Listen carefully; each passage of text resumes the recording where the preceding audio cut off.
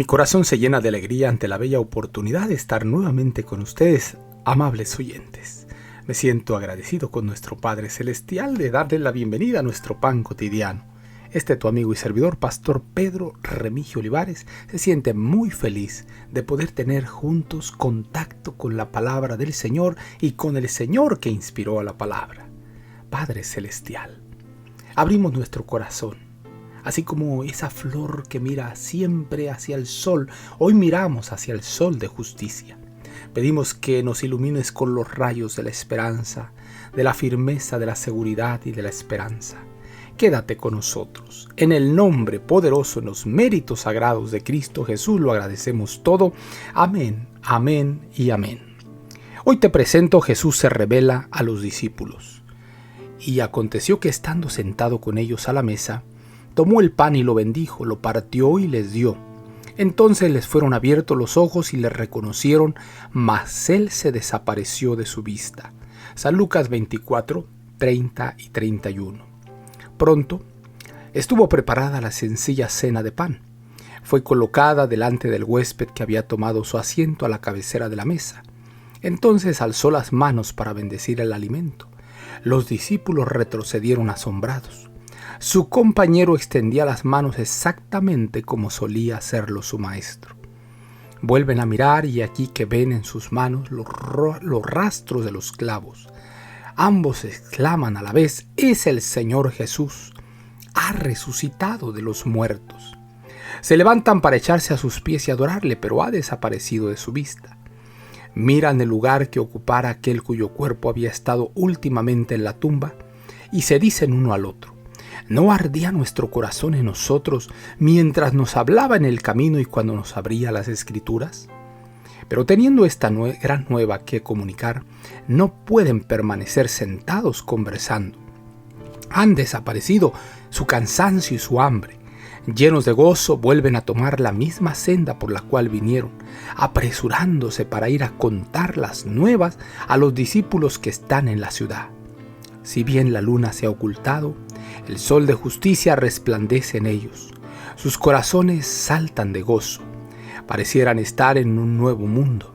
Cristo es el Salvador viviente. Ya no lloran su muerte, sino que se alegran por el Redentor que vive. Son portadores de la historia más maravillosa que se haya dado al mundo. Un mensaje de buenas nuevas que la familia humana ha de tener por el tiempo y la eternidad. Cristo ha resucitado de los muertos. En algunos lugares el camino no es seguro, pero trepan por los lugares escabrosos y resbalan por las rocas lisas. No ven ni saben que tienen la protección de aquel que recorrió el camino con ellos.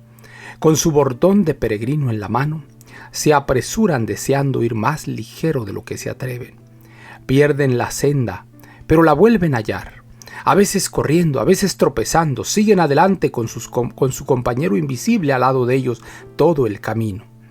Al llegar a Jerusalén, van al aposento alto donde Jesús había pasado las primeras horas de la última noche antes de su muerte, dando instrucciones a los discípulos. Aunque era tarde, sabían que los discípulos no dormirían antes de saber con seguridad qué había sido del cuerpo de su Señor. Encontraron la puerta del aposento cerrada. Seguramente llamaron para que se los admitiera, pero sin recibir respuesta.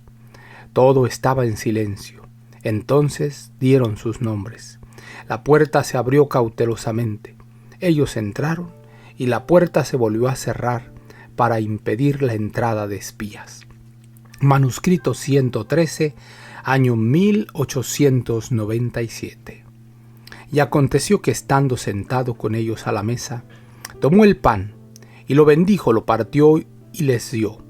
Entonces les fueron abiertos los ojos y le reconocieron, mas él se desapareció de su vista.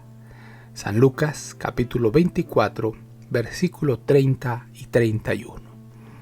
Gracias, Señor, qué profunda emoción podemos experimentar al saber que servimos a un Salvador que murió por nosotros, pero al tercer día resucitó. Oh Señor, pon en nuestra vida esa plena certidumbre que nos haga vivir nuestra vida cristiana al 100%. En el nombre de Jesús, amén, amén y amén. Jehová te bendiga y te guarde. Jehová haga resplandecer su rostro sobre ti y tenga de ti misericordia. Jehová alce a ti su rostro y ponga en ti paz. No lo olvides, conserva una sonrisa en tus labios, una oración en la mente y una canción en el corazón. Hasta la próxima.